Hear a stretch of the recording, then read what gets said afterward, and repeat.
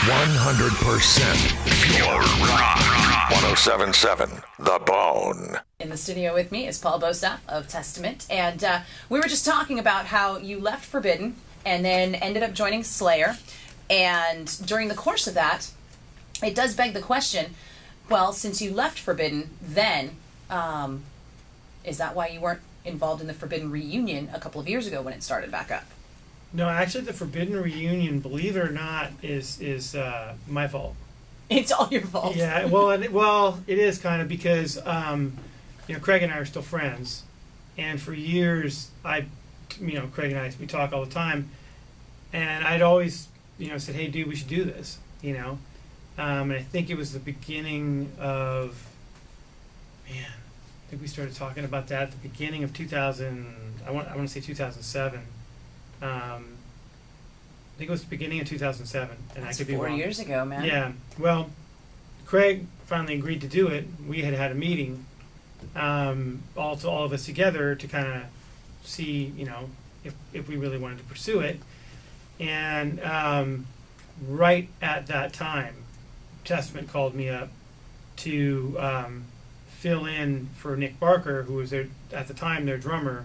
He was having some issues. Visa problems, right? Yeah, he's having some visa problems, and they were just starting pre-production for the formation of Damnation, and so they asked me to come and sit in until Nick could get his situation sorted out. So I did, and during the process of all that, it came to pass that Nick couldn't make it back in time to do the record. So they asked me if I wanted to do the record, and the material was going so well, and the formula was going so well that they asked me if I wanted to join. So,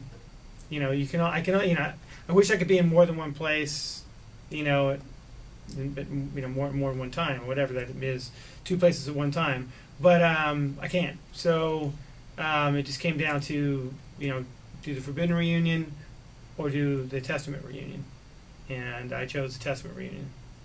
Well, now that Mark Hernandez has left Forbidden, everybody wants to know if you are going to step in and help them out. Well, right now I'm not stepping in to help anybody out till my wrist gets better. Correct. To do a record with Forbidden would be great. I'm still in Testament, so I have to tour, with Testament. So it's basically you're in the same position you were 4 years ago when the whole question came up. Well, Forbidden or Testament, and you may be in a Forbidden or Testament situation again? Well, Forbidden is in a situation where they're building up, and they can't have a part-time drummer. Mm-hmm. They need, these guys are committed to doing what they're doing full-time, and I respect that. And they, if I can't give any band a full-time commitment, then I shouldn't be there. That's just how I feel about it. Would it be fun to write a record with those guys? Yeah, it'd be a lot of fun. But, like I said, I'm already doing something else. So, I don't have an answer for that question other than the fact that I'm in Testament. Okay, so if the situation presented itself and the timing worked out, it's something you would be open to. But it just hasn't happened. And may not happen. Yeah, you know what? I don't know what the future holds. You know what I mean? So, That being said, I don't have a crystal ball. If I did, I'd, be in a different place. We'd all be a lot richer. Yeah, exactly. I'm Nikki Blakk, and in the studio with me is Paul Bostaph, drummer for Testament. And Paul, do you want to fill in the blank there? Yeah, I have another band called Black Eights. Mm-hmm. That consists of a singer. His name's Dan Nelson. Who you may know. Yeah, formerly of Anthrax. Also, Jeremy Epp. He's a local guy, plays in a band called The Venting Machine also. And a gentleman named Uriah Duffy, who basically plays with everybody. But he's what we lovingly refer to as a bass whore. He's probably the best musician in the band by far. I don't know what he's doing playing with us. Now, how did you guys end up together? Because that's a very eclectic mix of people. Well, Jeremy and I, before I joined Testament, Jeremy and I wanted to form a band because people kept sending me albums, hey, join my band. I couldn't find anything that I liked, so I decided to start my own band, and I got a phone call from Tim Narducci, who's a friend of mine, the singer of Systematic. He called me up and said, hey, this is a guitar player, you really got to check this guy out. So me and Jeremy met, and he gave me some of the vending machine stuff. That's vending machine. And we hit it off. I listened to his stuff, and we decided to get together and start jamming. And it's no secret that you think Jeremy's a phenomenal guitar player. Jeremy is an amazing guitar player. I call him a secret weapon, because nobody knows who he is. And this guy he writes great riffs. He's very talented, super cool guy. He's the one thing out of everybody in the band that really kind of gives this band something special, because you can play with guitar players that have been in other bands, but they're going to kind of bring that sound from the other bands with them.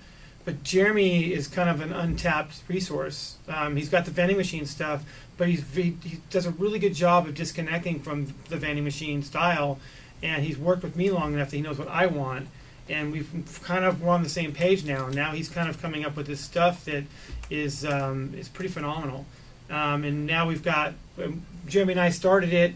We were looking for singers. We couldn't find anybody we liked, because everybody sounded like a Cookie Monster. And that's just not what I was looking for. I grew up on Rob Halford. I grew up on Phil Anselmo. And everybody asked me, what kind of singer do you want? I'm like, well, I want a mix between Rob Halford and Phil Anselmo, but they're both not available. Right. So we came across Dan Nelson, and I sent him 3 songs that Jeremy and I had already written.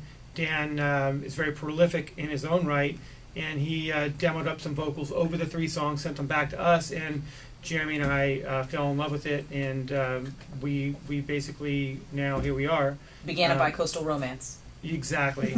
You said bi-coastal. And and Uriah was the last guy. I didn't even think, we just wanted to get a bass player in the room, because it was always me and Jeremy. And we're like, I'd really love to hear what the music sounds like with a bass player. Me and Jeremy would always say that. And I jammed with Uriah when I was in Systematic. He auditioned, and I wanted him in the band. The other guys didn't. So I'd always bumped into him here and there. I bumped into him in Spain. Because he's everywhere. Yeah. He was playing with Whitesnake in Spain. I was there with Exodus. And we were sitting in catering, and I saw him. Well, dude, what are you doing here? Anyways, make a long story short, I got his number again. And he came down to the studio. I sent him an MP3 of the 3 songs. He was just going to come in and jam with us. And by the time he put his bass guitar down, by the end of that session, that jam session, he's all, I'm in. And before he showed up, I was telling Jeremy, dude, let's just, take it slow. We're auditioning other guys. He's a phenomenal bass player. I'm sure he's not going to be interested at all. We're not merely making money right now. We don't have a record out yet. He's in. He loved the music so much. He's like, I'm in. I'm like, well, dude, you get 25% of everything, and 25% of nothing is nothing. So, but no, that's how it all came, to pass. And there's a tremendous amount of faith within all 4 of us in this project. So hopefully we'll be getting a record out maybe next year. Do you feel like this is the first band that you've really been steering the ship on? Yeah, I would say, yeah. Everybody has a say in this band. It's not my band, but I've definitely been steering the ship. And but that being said, every member of this band brings something to the table, and everybody in their own right has a lot of weight in their opinion, and we use all that. It's probably the truest sense of a democracy of a band I've been in, as opposed to just one guy being a dictator and that's it. So it works really well, and for guys that have this much talent, to be to let an idiot like me steer the ship is I find it's a big compliment. So I can't wait to get this thing out and let people see it live. Now, since we already know that the wrist injury has caused a problem with you in Testament in terms of you not being able to tour, record the album, how has it also impacted Black Gigs? It's put the project on hold. We should have already been playing live this year. The goal was to get 7 songs written and then start playing small places and just blow the roof off the places. Not to play a big place, not to open up for national acts. Just try to build it as a band, as opposed to like, hey, I've heard a few people call it a super group because Uriah and Dan and myself that are involved in it, and I shudder whenever I hear that, because it's not a super group. It's a real band. And what I want to start it in small clubs like a real band would. If we've got to go and tour, we're going to tour in a van. Does that mean you don't want me to play this song right now? I would love it. Oh, shut up now. Well, first you have to tell me about the song so that I can play it. What song is it? Track 1. I believe track 1 is a song called Break. Okay. So. Do you remember anything else about it? It's a really good song. All right, you can tell us about it after we play it, if in fact it does turn out to be Break.